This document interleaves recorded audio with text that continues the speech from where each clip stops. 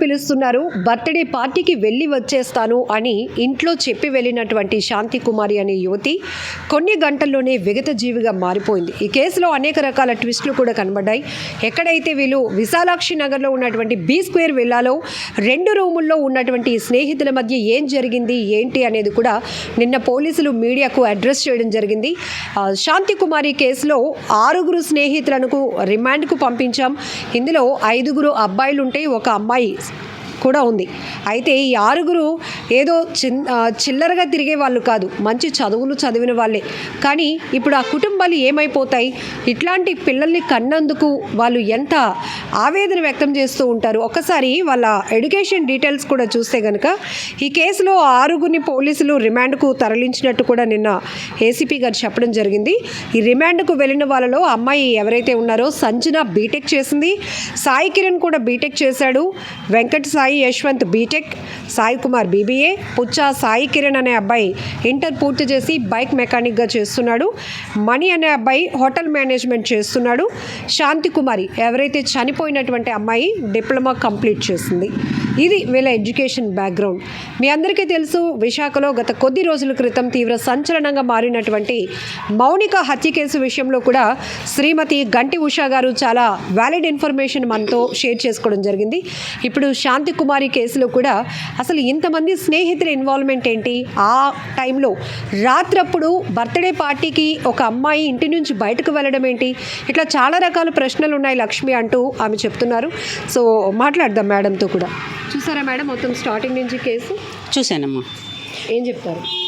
ఇందులో first thing ఏంటంటే, ఇప్పుడు రాత్రిపూట బర్త్డే పార్టీకి వెళ్తానంటే పేరెంట్స్ ఎలా ఒప్పుకున్నారు?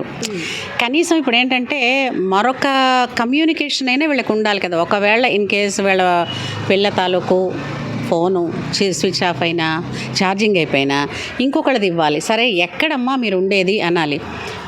సరే అదే ఎక్కడ ఈ పార్టీ జరుగుతోంది, అక్కడ ఎవరెవరు ఉంటున్నారు అని చెప్పాలి. కనీసం ఇంట్లో నుంచి ఇంకా ఎవరైనా సరే దిగపెట్టేవాళ్ళు, సరే ఇంట్లో ఇంకెవరో దిక్కులేదండి దిగపెట్టడానికి అన్నారనుకోండి, ఎన్ని గంటలకి రిటర్న్ వస్తామన్న సంగతి అడగాలి.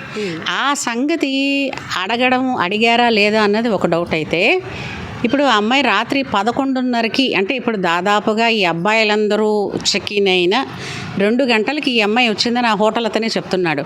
అంటే అప్పుడు పార్టీకి వచ్చింది అని అంటే ఏమనుకోవాలి అసలు అమ్మాయిని? అది బర్త్డే పార్టీవే కావచ్చు, అందరూ చదువుకున్న వాళ్ళే కావచ్చు. కానీ ఈ చదువుకున్న వాళ్ళందరి దగ్గర ఒక క్వశ్చన్ ఏంటంటే, రూములు బుక్ చేసుకునే డబ్బులు ఎక్కడి నుంచి ఉన్నాయి? అంతేకాకుండా పార్టీలు చేసుకునే డబ్బులు ఎక్కడి నుంచి ఉన్నాయి? కేసులతో ఉన్నాయి, బీర్ సీసాలు ఉన్నాయి. ఎక్కడి నుంచి వచ్చాయి? వీటికి డబ్బులు ఎవరు ఇస్తున్నారు? సరే బర్త్డే పార్టీ నువ్వు అన్న తర్వాత ఇంటికి ఎన్ని గంటలకు వస్తానన్నది చెప్పకుండా 11:30కి వెళ్ళి నువ్వు చెక్ ఇన్ అవ్వడం ఏంటి? ఇంకో రూమ్ తీసుకుని తర్వాత ఈ అమ్మాయి ఇప్పుడు ఎవరైనా పార్టీకి వెళ్ళారనుకోండి, 2 గంటలు 3 గంటలు తర్వాత ఇంటికి వచ్చేస్తారు. సో తెల్లవారులు ఈ అమ్మాయి రాకపోతే ఇంటి నుంచి ఎవరు ఫోన్ చేయలేదా? అట్లీస్ట్ 12-1 అయిన తర్వాత అమ్మాయి ఇంటికి రాలేదు, విషయం ఏంటో తెలియటం లేదని పోలీస్ కంప్లైంట్ చేయాలి కదా. కనీసం అమ్మాయి ఎక్కడుంది, మిగిలిన ఫ్రెండ్స్ అయినా కనీసం ఈ అమ్మాయి ఎటువైపు వెళ్ళింది అని తెలియాలి కదా. ఇంకా రాలేదేంటి, ఎవరెవరు ఉన్నారు? అంతేకాకుండా ఈ ఫోన్ లాస్ట్గా ఎక్కడ లొకేట్ అవుతుంది అన్న సంగతి కూడా ఇప్పుడు మినిమం చాలామంది బోల్డ్ అంత టెక్నాలజీని వాడుకుంటున్నప్పుడు దీన్ని ఎందుకు వాడుకోలేదు అన్న సంగతి ఫస్ట్ థింగ్. రెండోది, అమ్మాయిని ప్రొవోక్ చేసినట్టుగా ఉంది, అమ్మాయిని ఆత్మహత్య చేసుకోవడానికి అని అంటున్నారు. కానీ నాకు కొన్ని ఉన్న డౌట్స్ ఉన్నాయి, నేను చెప్తాను. ఇప్పుడు ఆ అమ్మాయిని కొట్టారు, అమ్మాయి ఫిట్స్ వచ్చింది, ఫిట్స్ వస్తే ఫిట్స్ నుంచి అమ్మాయిని తీశారు, మళ్ళీ తెలివి తెప్పించారు అన్నారు. ఒకసారి ఫిట్స్ వచ్చి లేచిన వెంటనే వాళ్ళలో ఉండేటటువంటి ఎనర్జీ లెవెల్స్ చాలా డౌన్గా ఉంటాయి. అంత బలం ఉండదు సూసైడ్ చేసుకుని, అంటే అది కూడా హ్యాంగింగ్ చేసుకుని. ఇప్పుడు ఏదైనా పక్కన ఏదో ఒక బాటిల్ లాంటిది ఏదో ఉంటే నరం తీసుకోవడానికి వచ్చింది అనేది ఫ్రెండ్స్ క్రియేట్ చేసిన డ్రామా మేడం. యాక్చువల్లీ ఫిట్స్ అనేది రాలేదు. వీళ్ళు ఏంటంటే ఇప్పుడు ఈ 6 రిమాండ్కు పంపించినటువంటి పరిస్థితి ఉంది కదా, అందులో సంజన అమ్మాయి ఇంకొక అబ్బాయి, వీరిద్దరి మధ్య లవ్ నడుస్తోంది. వారిద్దరి మధ్య కొన్ని విభేదాలకు కారణం చనిపోయినటువంటి శాంతి కుమారి. ఆ పరిస్థితిలో ఈ పార్టీ అనేది కూడా బర్త్డే పార్టీ కాదు, ఎందుకంటే హోటల్ అయినా చెప్తున్నారు మేనేజర్, ఇక్కడ మాకు ఏ బర్త్డే పార్టీ అని కానీ కేక్ కానీ ఎలాంటివి లేవు, కేవలం వాళ్ళు ఏంటంటే మ్యాచ్ చూసి కాస్త రిలాక్స్ అయి వెళ్ళిపోతామన్నారు, మేము రూమ్ ప్రొవైడ్ చేసాం చేసాం. ఈ అమ్మాయి కూడా వచ్చి మా ఫ్రెండ్సే, నేను వాళ్ళతో ఉంటాను అంది. అలాంటివి ఇక్కడ కుదరవు అన్నాము. సో వెంటనే ఆ అమ్మాయి కూడా తన ప్రూఫ్స్ ప్రొవైడ్ చేసి, ఐడి ప్రొవైడ్ చేసి ఇంకొక రూమ్ ఇమ్మంది. అలా ఇచ్చాము. ఇక్కడ 3+1 ఈ అమ్మాయి, 4 మాత్రమే వచ్చినట్టు మాకు తెలుసు. మిగతా వాళ్ళు కింద వే ఏదైతే ఉందో, ఇక్కడ హోటల్ మేనేజ్మెంట్ కూడా మనం తప్పు పట్టాల్సిందే. ఎందుకంటే ఫ్రంట్ వేలో వస్తేనే వచ్చిన వాళ్ళని క్యాలిక్యులేట్ చేస్తారా వాళ్ళకి మాత్రమే వాళ్ళ నిఘా ఉంటుందా, కింద నుంచి పైనుంచి ఇంకా ఎవరు ఎలా వెళ్ళిపోయినా పర్వాలేదా అనేది కూడా ఇక్కడ క్వశ్చన్ రేజ్ అవుతుంది మేడం. ఉదయం ఒక కానిస్టేబుల్ వచ్చి హోటల్కు వచ్చి ఇలా జరిగింది, ఇంతమంది ఏ రూముల్లో ఉన్నారు అని అడిగితే కానీ ఈ 4-7 అయ్యారన్న విషయం తెలియదంట. ఇది కూడా ఒకటి ఉంది. ఇంకోటి ఏంటంటే, ఇప్పుడు అమ్మాయి వచ్చింది రాత్రిపూట 11ంటికి వచ్చింది, చెక్ ఇన్ అవుతానంది. అమ్మాయి ఆధార్ కార్డు ఒకటే సరిపోతుందా, వేరే బోర్డ్స్ అడగక్కర్లేదా?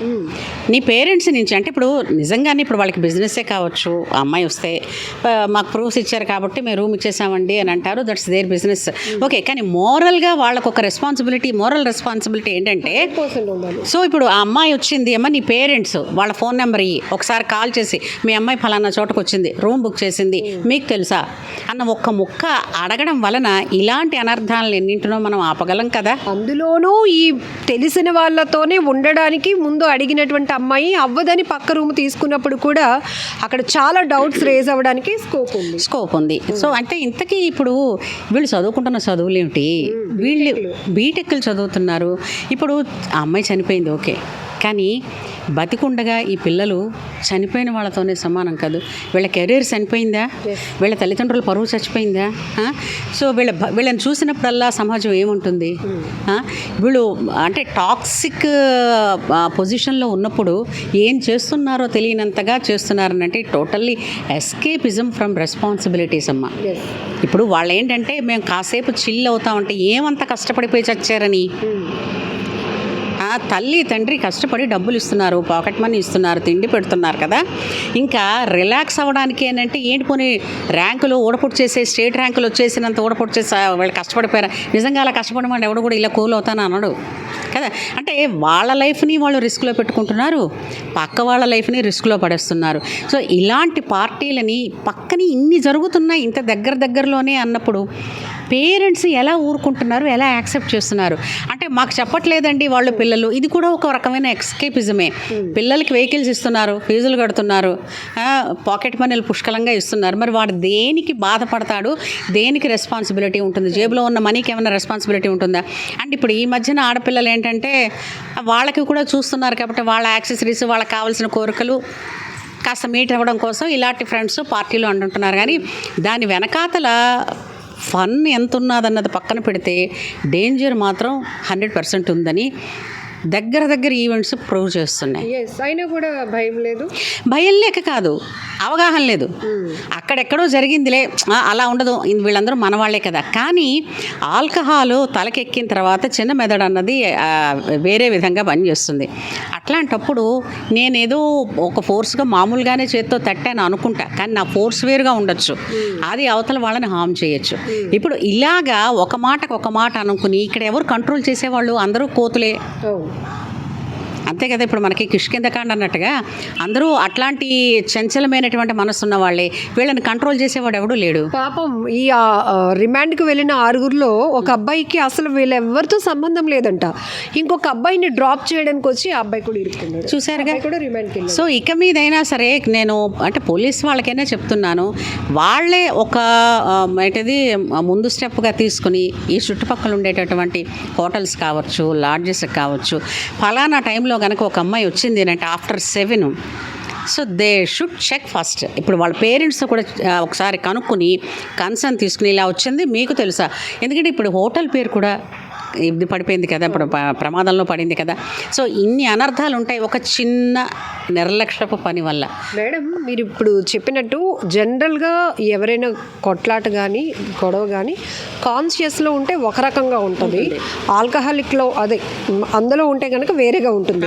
ఇప్పుడు ఇక్కడ ఒక అమ్మాయి అయింది, వీళ్ళు 7గురు, వాళ్ళ పరిస్థితి వేరుగా ఉంది. మొత్తం 2 రూముల్లో కూడా బీర్ బాటిళ్ళు, సిగరెట్ ప్యాకెట్లే. ఈ ఘర్షణ కొంచెం పెద్ద పెద్దదైతే కనుక ఇంకాస్త ఎక్కువగానే ప్రాణ నష్టం జరగడానికి కూడా ఉందిగా ఇప్పుడు ఒక్కళ్ళని చూసాము, ఇంకాస్త అంటే మరో 2 అంటే అలాంటి పరిస్థితి కూడా ఉంది. ఇప్పుడు ఏదవని ఒకటి చనిపోయిన వాళ్ళకి వాళ్ళ అమ్మాయిని ఎవరు తీసుకురాలేరు, న్యాయం కావాలనుకుంటున్నారు. ఇలాంటి అనర్థం జరిగిపోయిన తర్వాత చేతులు కాలేక ఆకులు పట్టుకునే ముందు పిల్లలు ఎక్కడికి వెళ్తున్నారు అని అన్నది ఒక నిఘా వేసి తల్లిదండ్రులే ఉంచాలి. ఇప్పుడు కాలేజీలు పంపిస్తున్నాం, కాలేజీకి బాధ్యత లేదు. అరే first you are the person to bring that fellows in the world. నువ్వు చూసుకోవాలి. తల్లి తండ్రికి అవతల వాళ్ళు ఎంతమంది చూసినా ఓనర్స్దే కదమ్మా బాధ్యత. సో ప్రతి వాళ్ళు కూడా నాది కాదు యువతల వాళ్ళ మీద పడేస్తాను అని ఎస్కేపిజం గనక చేసుకుంటే ఇట్లా నష్టాలైపోయిన తర్వాత ఏడవడం తప్ప మరేం లేదు. శాంతి కుమారి వాళ్ళ చెల్లి నిన్న పాపం గుండెలు బాదుకుని ఏడ్చింది. నాన్న చనిపోయిన తర్వాత అక్కే రెస్పాన్సిబిలిటీస్ తీసుకుంది, అక్క వల్లే మేము కూడా ఇలా బ్రతకగలిగాము అంటే మరి అన్ని బాధ్యతలు చూసిన అమ్మాయికి ఎలా ఉండాలి అనేది కూడా తెలుసుంటే నా పప్పులో కాలేస్తూ ఉంటారు. ఇంకొకటి ఏంటంటే ఆ అమ్మాయి సూసైడ్ చేసుకుంది అని అంటే అంత పిరికిదే కాదు, పిరికిదని అనిపించటం లేదు. కాకపోతే ఆ అమ్మాయి ప్రమేయం లేకుండానే జరిగిపోయింది. అది చంపేసారు తప్పించి ఆ అమ్మాయి ఫ్యాన్కి ఊరు వేసుకుంది. ఇప్పుడు నాకు తెలియక అడుగుతాను, ఫ్యాన్ తాలూకు డస్ట్ పడింది అంటారు. ఇప్పుడు మన ఇళ్లల్లో ఫ్యాన్ అనుకోండి నెలకు ఒకసారి దులిపించుకుంటాం. హోటల్స్ అంటే రెగ్యులర్గా వాటికి క్లీనింగ్ ఉంటుంది కదా. సో అలాంటప్పుడు ఆ డస్ట్ పడిందని ఎక్కడ చెప్తారు? సో ఇవన్నీ. ఇంకోటి, ఆ అమ్మాయి అసలు చున్నీ వేసుకొచ్చిందా అది ఫస్ట్ మెన్షన్ చేశారా? వచ్చినప్పుడు ఏ టైర్లో ఉందో సీసీ కెమెరాస్లో చూసారా? సో ఇప్పుడు అన్ని దెబ్బలు పోనీ ఒకవేళ దెబ్బలు తింది ముందు ఒళ్ళు నొప్పులు వచ్చాయి. ఒళ్ళు నొప్పులతో ఈ అమ్మాయి కెన్ డూ దట్. అందులో టాక్సిక్ అయి ఉంది కదా, శక్తి ఎక్కడి నుంచి వస్తుంది? తూలిపోతుంది తప్పించి నీకు అవన్నీ వేసుకుని శ్రద్ధగా మూడేసుకుని అక్కడ ఏదో కిందన ఎత్తుంది, తన్నేసింది, పడిపోయింది, ఇవన్నీ కూడా ఫ్యాబ్రికేటెడ్ స్టోరీస్ తప్ప స్టోరీ బిహైండ్ ఇంకా వాళ్ళని అడగాల్సిన తీరులో అడిగితే పిల్లలు ఇంకా చెప్పాల్సింది చాలా ఉంది. కానీ ఇప్పటి పిల్లలకి నేను చెప్పేది ఏంటంటే, పిల్లల తల్లిదండ్రులకి ఇప్పుడు ఈ కాలేజీ చదువులు చదువుతున్న వాళ్ళందరికీ ఇలాంటివి దృష్టిలో పెట్టుకుని పిల్లలు ఎక్కడికి వెళతారన్నా ప్రతిదీ అడుగుతావు అని పిల్లలు కొసరుకున్నా సరే యువర్ రెస్పాన్సిబిలిటీ ఈజ్ మీరు ఒక నిఘా పిల్లల మీద ఉంచాలి. అండ్ పాకెట్ మనీ ఎందుకు ఇస్తున్నారు, ఎక్కడ ఖర్చు అవుతోంది, ఇంటికి వచ్చాక పిల్లలు లెక్క చెప్తున్నారా లేదా, ఇవన్నీ కూడా మీ బాధ్యతే. పిల్లల మీద మీరు ఎంత టైం ఎఫర్ట్ చేస్తే ఏంటి, ఎంత మనీ ఎఫర్ట్ చేస్తే ఏంటి, క్షణాల్లో వెళ్ళిపో అలా ప్రాణాలు. అసలు టైమే ఇన్వెస్ట్ చేస్తుంటే పిల్లలు ఎలా అవరమ్మా? తల్లిదండ్రులు వాళ్ళ అంటే ఇప్పుడు ఈ ఫినాన్షియల్ కమిట్మెంట్స్ రీచ్ అవ్వడంలో పనుల్లో బిజీగా ఉన్నారు. సో పిల్లల్ని చదివిస్తున్నాం కదా, కాలేజీలకు ఫీజు కట్టాం కదా, తిండి పెడుతున్నాం కదా అని అనుకుంటున్నారు తప్పించి వెనకాతల మోరల్గా వాళ్ళతో ఫ్రెండ్షిప్ ఉండాలి, వాళ్ళ మీద నిఘా ఉండాలి అని అన్నది. నిఘా అంటే వేరే ఏదో పిల్లల్ని అనుమానం కాదు, పిల్లల్ని అనుమానించడం లేదు, కానీ వాళ్ళ వయసును మాత్రం అనుమానించాలి. ఆ వయసులో వాళ్ళు తీసుకునే డెసిషన్స్. ఎందుకంటే చూసారు, ఇంటర్మీడియట్ అంటేనే అంటే ఇన్ టర్మ్ ఈడియట్స్ వాళ్ళు. తల్లిదండ్రుల కన్నా పక్క వాళ్ళు చెప్పిన మాటలు ఎక్కువగా వాళ్ళని ప్రభావితం చేస్తాయి. కాబట్టి తల్లిదండ్రులు ఎక్కువ జాగ్రత్త తీసుకోవాలి అని అన్నది మనకు అందరికీ చెప్పినటువంటి నీతి. అంతే. మరొకళ్ళు మౌనికలాగా, మరొకళ్ళు ఇలాగా శాంతి కుమారిలాగా అవ్వకుండా ఉండాలన్నది కోరుకుందాం. సో పేరెంట్స్ అందరూ ఇది దృష్టిలో పెట్టుకుంటారని, అట్లాగే పోలీస్ వాళ్ళు కూడా రాత్రి 7 గంటలప్పుడు ఏ అమ్మాయి అయినా సరే ఎక్కడైనా చెకిన్ చేస్తానంది అని అంటే జస్ట్ వాళ్ళ పేరెంట్స్ కన్సర్న్ కూడా ఒకసారి తీసుకుంటే ఇలాంటి అనర్థాలని ఆపే అవకాశం ఉంటుంది. ఉండాలి. వాళ్ళ బిజినెస్ చూసుకోవడం కాదు, మోరల్ రెస్పాన్సిబిలిటీ ఇస్ దేర్ ఉంది. ఇక్కడ అదే అనిపించింది. హోటల్ వాళ్ళు కూడా చెప్తున్నారు కానీ ఏదో విని వచ్చేయడం కాదు, కింద నుంచి వెళ్ళారు, పైనుంచి దూకొచ్చారు, ఇంతమంది వచ్చారు అంటే వాళ్ళు ఇంకొకరు కావచ్చు, ఇంకొక నేరస్తులు కావచ్చు, వచ్చిన వాళ్ళందరినీ ఏదైనా చేయొచ్చు, మాకు తెలియదు అంటే ఎట్లా? అదే కదా, ఇప్పుడు వాళ్ళకి టోటల్గా రెస్పాన్సిబిలిటీ వాళ్ళ కింద నుంచి అంటే నేను చూడలేదు కాబట్టి నాకు తెలియదండి అన్నది ప్రతి వాళ్ళకి కూడా అవతల వాళ్ళని బ్లేమింగ్ అన్నది ఒక అలవాటైపోయింది. అక్కడ కాదు, one should take the responsibility. ఇక్కడ ఉన్నాను అని అంటే ఇప్పుడు ఓనర్ కావచ్చు, వాళ్ళని ఎక్కడుంది అది మనకి ఎవరు వస్తారు. ఇప్పుడు రేపు పొద్దున్న ఒక సెలబ్రిటీ లేదా ఇంకెవరైనా దిగారు అనుకుందాం, ఒక ఇంపార్టెంట్ పర్సన్, ఇదేనా సెక్యూరిటీ? సో అలాంటప్పుడు సరి అయిన సెక్యూరిటీ విధానాలు చూపించినప్పుడు వీళ్ళకి లైసెన్సులు ఎందుకు ఇస్తున్నారు? ఒక హోటల్ కాదు, ఒక లాడ్జ్ లాంటిది మెయింటైన్ చేయడానికి minimum safety and security measurements లేనప్పుడు వీళ్ళకి ఎవరు ఇచ్చారు ఈ లైసెన్సులు? సో ఇవన్నీ కూడా మళ్ళీ పునరాలోచించవలసిన విషయాలు చాలా ఉన్నాయి. కానీ ఏంటిది చేతులు కాలే కాకులు పట్టుకోవడం కాకుండా తల్లిదండ్రులు స్టూడెంట్స్ ఫస్ట్ ఈ జాగ్రత్త తీసుకుంటే. మెయిన్గా ఇప్పుడు సోషల్ మీడియా యాక్టివ్ అయిన తర్వాత అందరూ స్నేహితులు ఈ సోషల్ మీడియా ప్లాట్ఫామ్ నుంచి పుట్టుకొస్తున్న వాళ్ళే.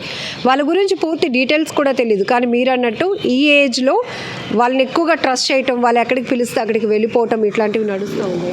వాళ్ళని ట్రస్ట్ చేయండి, కాదంటం లేదు. కానీ వాళ్ళ ఏజ్ మీద ఎప్పుడు ఒక నిఘా ఉంచండి. తల్లిదండ్రులు ఇక్కడ ఉన్నంతసేపు చెప్తాం, కానీ పిల్లల దగ్గర కన్నా ఎక్కువ బయట ప్రపంచంలో ఉంటున్నారు పిల్లలు. అంతేగా తల్లిదండ్రుల దగ్గర కన్నా పిల్లలు బయట వాళ్ళతో ఉంటున్నారు. అప్పుడు వాళ్ళని మనం చూసుకోవాలి అని అంటే ఆ చుట్టుపక్కల ఉన్న వాళ్ళ ఫ్రెండ్స్ ఎలా ఉంటారు, వాళ్ళ యాటిట్యూడ్స్ ఏంటి, వాళ్ళ పేరెంట్స్తో మీకు కమ్యూనికేషన్ ఎలా ఉంది, ఫ్రెండ్షిప్ ఉందా.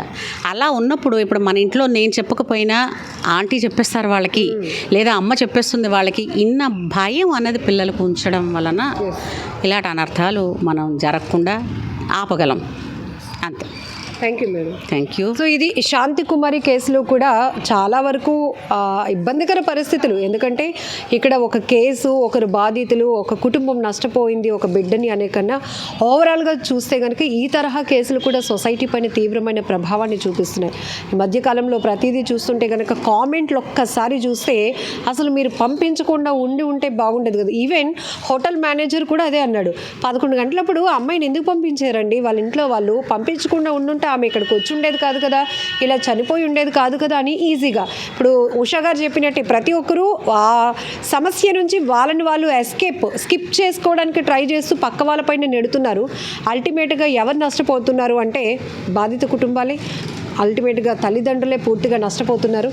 ఇక్కడ శాంతి కుమారి కుటుంబం ఒక్కటే బాధిత కుటుంబం కాదు, తెలుసో ఇక్కడ 6 కుటుంబాలు కూడా బాధిత కుటుంబాలుగానే మారిపోయాయి. ఎందుకంటే ఏ తల్లిదండ్రులు పిల్లల్ని నేరాల వైపు ప్రోత్సహించరు. మీరు నేరాలు చేసి రండ్రా, మేము చూసుకుంటాం, కాపాడేస్తామని అనరు. కానీ మేడం చెప్పినట్టు నిఘా అనేది లేకపోవడం వల్ల వాళ్ళు ఎటువైపు అయినా వెళ్ళొచ్చు, ఏమైనా చేయొచ్చు. మాకు తెలీదు అంటే కనుక బాధ్యత మాత్రం మీదే అనేదే సొసైటీ ఖచ్చితంగా చెప్పేటటువంటి విషయాలు. ఇప్పుడు ఏ చిన్న నేరమైనా, ఏ చిన్న విషయమైనా ఫోటోలతో సహా వేస్తున్నారు. ఖచ్చితంగా ఆ ప్రభావం వాళ్ళ సిబ్లింగ్స్ ఎవరైనా ఉంటే, అక్కున్నా, చెల్లున్నా, తమ్ముడున్నా, అన్నయ్య ఉన్నా, తల్లిదండ్రుల పైన అందరిపైన ప్రభావాన్ని ఖచ్చితంగా చూపిస్తుంది. మళ్ళీ మనం సొసైటీలోకి వెళ్ళగలుగుతామా, తలెత్తుకొని తిరగగలుగుతామా అనే ప్రశ్నలు మనల్ని మనం వేసుకునే కన్నా ముందే జాగ్రత్త పడితే కనుక ఇట్లాంటి జరగకుండా ఉండడానికి చాలా వరకు అవకాశం ఉంటుంది.